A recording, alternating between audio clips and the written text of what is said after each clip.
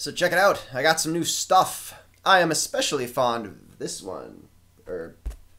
This one. You get the idea. But you know who else got some new stuff? My friends at Universal Sports. It happened once before. Now, it's back for more.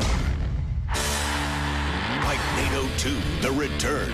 This is Bike-Nado 2. So you did this before and decided it was the direction you still wanted to go in.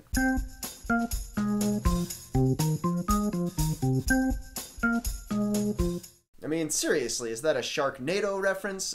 Who exactly is this supposed to be appealing to? It sounds like a Monster Jam ad, except instead of cartoonishly oversized trucks smashing cars, you've got skinny people sweating on each other. Maybe there was a more on-brand way to pitch this. And we are getting negative already. Time for a dog break. Oh, good girl. Good girl.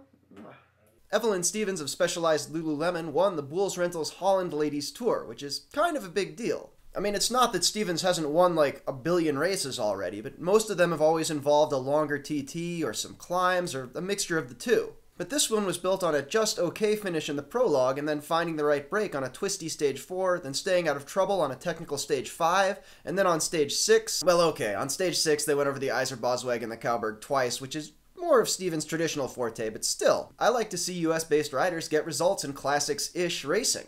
Did I mention that Astana B Pink's Ali Tetrick went for a last K flyer on that very same stage 4? These things just make for better television. Bike-Nado 2, The Return. Some of you have wondered why I'm not at Interbike. There are so many reasons. Primarily, it's that I'm only willing to spend so much on vanity travel, but also philosophical objections to the bike industry holding a show in a city that does everything it can to make cycling impossible. Plus, there are even less accessible events 10 and 30 miles away from the showroom floor, and then I'm kinda lukewarm on the whole manufacturer, distributor, shop, delivery system. But really, the question is, what would I do there? You know? Getting drunk with a bunch of random white dudes in hopes of forming some sort of meat space network didn't work out particularly well for me in college. And I spent a lot of time in frat basements, let me tell you. And yes, my current approach of doing the best work I can week in and week out and letting it speak for itself has gone incredibly poorly for me. I do kind of wonder what the pot of gold would be at the end of my Interbike handshake rainbow. The ability to get involved with top quality products like Interbike 2014, the TV show. Good dog. Anyway, it is not cross season yet. This is despite the fact that I did a cross race last weekend. We'll be doing 2 this next weekend, and there was one on the interwebs last night at Behind the Barriers that I'm probably going to be doing a video on, and No.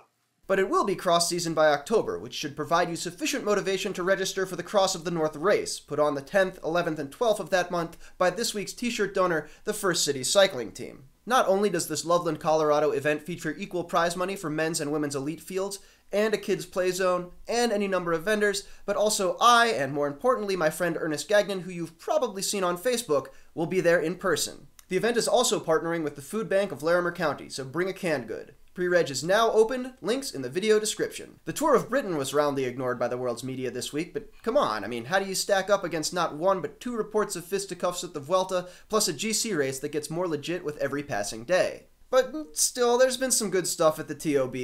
I mean, not for Mark Cavendish, who first missed selection for the World's team and then got in a pretty scary-looking crash on stage 1.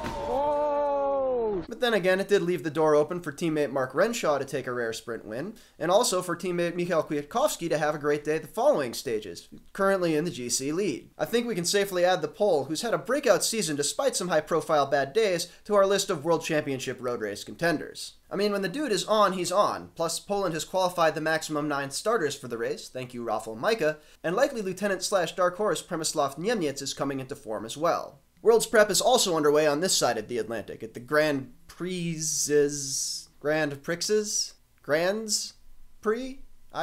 race is in Quebec City and Montreal. They're gorgeous and challenging events, but what I've always found the most interesting about them is the Challenge Sprint Pro, which, despite the doofy French name, is kind of like the road equivalent of XC Eliminator. Minus the technical challenge. But still, it's quick, crowd, and most importantly, TV-friendly racing, the sort of packaging the sport has struggled to find. Maybe more experimentation with race formats, like pursuit-style starts after prologues or even relays, might be something pro cycling could benefit from exploring. I mean, it's certainly a better hook for the sport than Bike-Nado 2, The Return. I'm Cosmo Catalano, and that was the week in bike.